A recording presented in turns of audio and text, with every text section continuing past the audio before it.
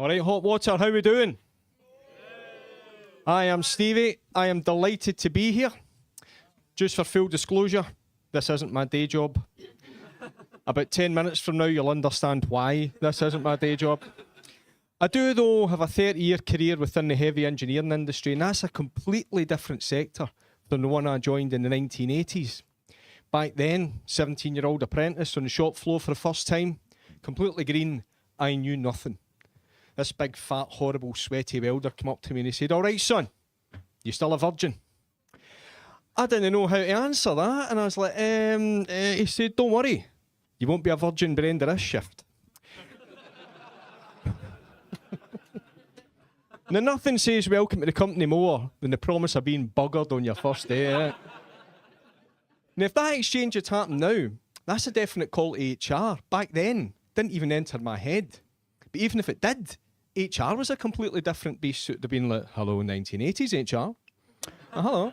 It's your first day? And Big Jimmy threatened to bum you. Why are you calling us? Oh, you thought that was inappropriate? Well, look, pal, it's just part of your apprenticeship. You've got to take one for the team occasionally. And it is very unlikely that Jimmy will bum you. Today, you want me a formal complaint? I don't even think we've got a form for that. Hold on just now, pal. Debbie, the new guy, he's moaning about the depravity in the shop floor. Right, we're on it, wee man. Now, another thing that used to happen back then that for some reason would be frowned upon today. You'd be on your hands and knees in the shop floor, right, working away. But there was welding going on, there was grinding, so there was naked flames, there was sparks. And every now and again you'd go, shit, something's on fire. You jump up to see what the problem is, and there's two guys having a fag just watching you. And your heart would sink. You'd go, "Oh, fuck." Because what that meant was that what was on fire was you.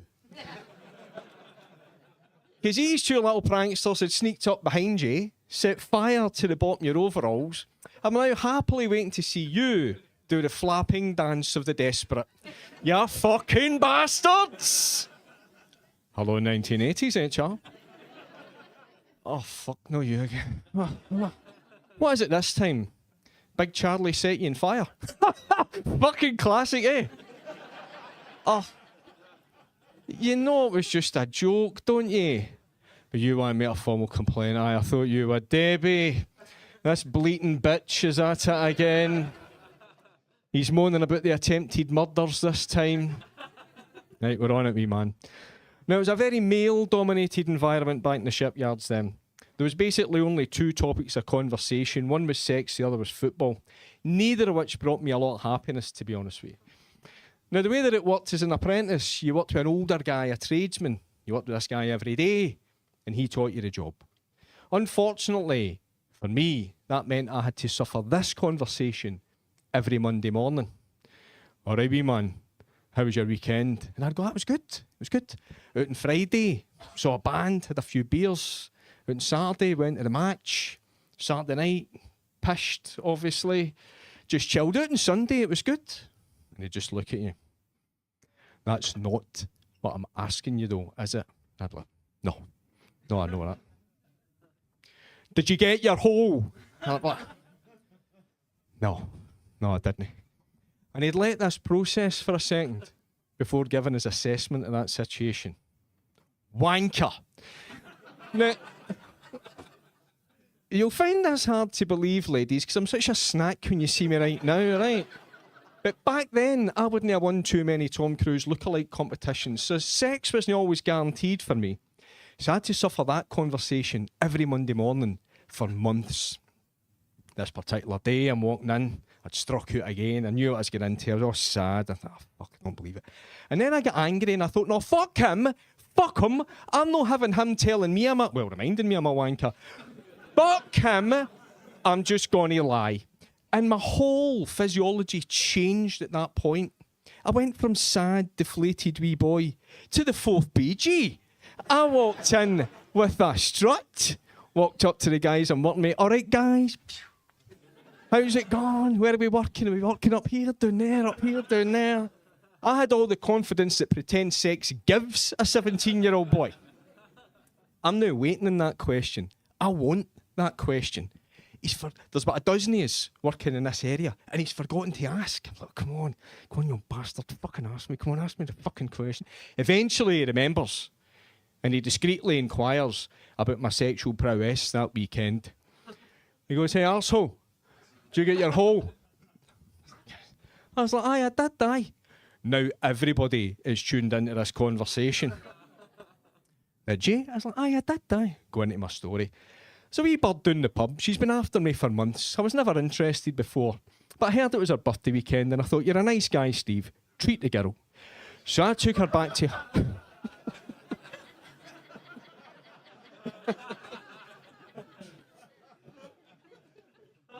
I took her back to hers and I pumped her. I pumped her always. Me on tap, her on tap, from behind, upside down, inside out, back to front. She fucking loved it. Saw her again, the boozer, the next night. She wanted more sex. Obviously, I was fucking fantastic. I was like, chill, darling, chill. I was shagging you wonderfully, and I don't blame you for wanting more, wonderfully all last night. But I'm feeling a bit tired, and I don't mind telling you, I've got a bit of a sore tadger.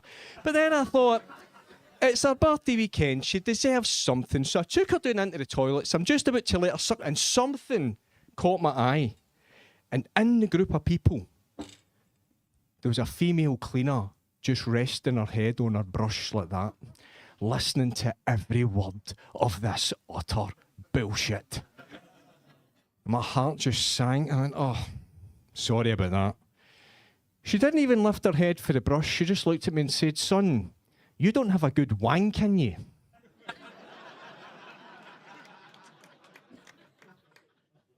Now, a lowly cleaner she may have been, but she was obviously some kind of visionary. Because that statement is as true today as it was 30 years ago when she said it. Now, the second topic of conversation was football. Now, I'm from Glasgow. For those of you that don't know, I've got two very famous football teams there, Celtic and Rangers. Celtic are primarily followed by Catholics. Rangers are primarily followed by Protestants. So this isn't just a sporting rivalry. There's a lot of history in there, a lot of Irish history, a lot of politics, a lot of socio-economic problems, a lot of religion, a lot of sectarianism. And every time these teams meet, there's violence. People get beaten up, people get slashed, people get stabbed, people die. It's a lot of fun. Now, the late 80s, early 90s, that was a difficult time for me because I'm a Celtic fan. And at that period, Celtic were going through a period of transition. Or to put it another way, we were fucking dog shit, right? Rangers, on the other hand, they were flying. Some of the best players in Britain, doing really well in Europe, winning the league in a canter. And I knew this. And I still didn't back away for the Blue Noses in works. I'd be giving my eye. See this all firm game coming up. This is ours. We're going to fucking pump you. I'd put bets on throughout the shipyard. But it wasn't money. It was chocolate. So the game would be played. Celtic would get royally pumped, and I'd drag a bag of Mars bars the size of a mini metro into the yard on a Monday morning, all the way through into the main construction area, huge big area, big enough for two warships to be built side by side. Horrible environment, you know, noisy with hammering and the grinding, lots of dust with the smoke and the grinding and the welding, hundreds of men cutting about, loud and smoky, horrible environment. And then something spooky happened. An eerie silence descended across the construction shed as I walked in. Now, whether the Blue Noses could sense that Catholicism was close by, maybe they could smell that unique blend of incense, altar wine, and all priest spunk. I don't know what it was, but they knew I was there. And then something beautiful happened. A big proddy cacophony rose up as 500 Masonic cherubim and cherubim sang in unison their beautiful song of love to me. You are a dirty Mickey bastard. Thanks, guys. Thanks, I needed that. Because back then, I wore that like a badge of honour. Now it's a hate crime. Hello, 1980s, ain't ya? Oh, for fuck's sake. No, you. What the fuck is it this time? Big Billy called you a dirty Fenian bastard. Well, do you support Celtic? Well, he's factually correct then, isn't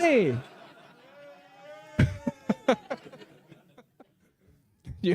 You want to make a formal complaint? Well, here's your problem in that, pal. This is the HR department, but that doesn't stand for Human Resources.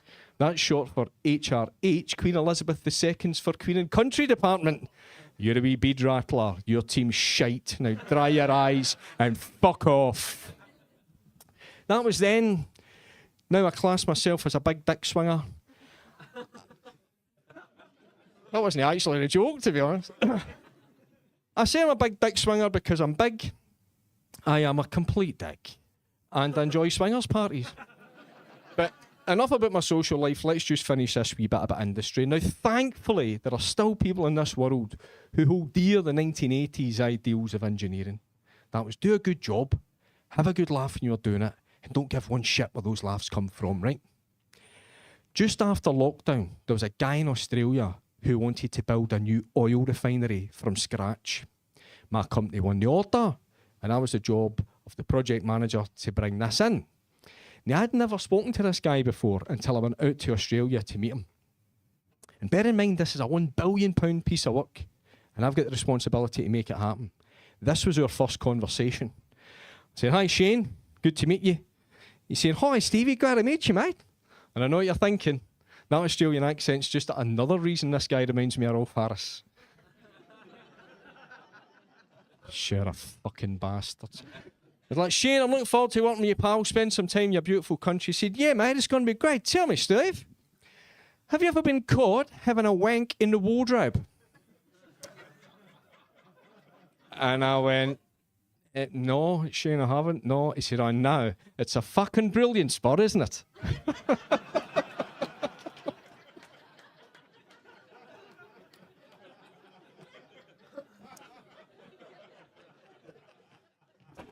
And gentlemen, it is. Now, I promised myself I was going to use that line, but I was too scared. The modern day HR. But last year I got my chance. A young graduate was introduced to me. He said, "Hello, Mr. Mitchell, how you doing?" I said, "Mr. Mitchell, nothing, pal. Stevie, Steve, whatever you're comfortable with." "What's your name?" He said, "My name's John." I said, "Nice to meet you, John." "Where did you go to uni?" He said, "I went to Glasgow." I said, "So did I, John. We've got something in common right away. I'm looking forward to working with you. We're going to have a good working relationship." "Tell me, John, you ever been caught having a wank in the wardrobe?" And the colour just rained for John's face. And he said nothing. It could have been 30 seconds. It could have been an hour. My head was in a free fall spin. "You're a fucking idiot." He's going to tell HR, "You're going to lose your job. You're going to lose your house. You're a fucking idiot." He's going to tell HR, "You're going to lose your job. You're going to lose your house. You're a fucking idiot." And eventually, John spoke. And he said, "Have I ever been caught having a wank in the wardrobe?" I thought I'd taken that down for Instagram. And that's why And that's why engineering's the best sector in the world. You never have to grow up. Guys, I put myself right in the mood. I'm going to go find the nearest wardrobe. You have been fantastic. Thank you, Hot Water.